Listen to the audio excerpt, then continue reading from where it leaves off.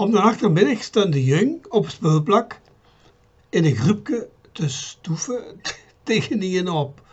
Je kent dat wel. Hoe riekt dat het hoes wel niet zien en zo. Klein chefke die zit. Willy zijn toes met drieën. En we hebben alle drie ons eigen bed. Het Sjaalke die zit. En Willy dan. Willy zit ook met drieën. Maar Willy hebben eigenlijk ons eigen kamer. Daar. Zit zusje erbij. En die zit. Maar dat is ook niks, Gelly. Toes. We zijn ook met drieën. En Willy hebben ieder onze eigen papa.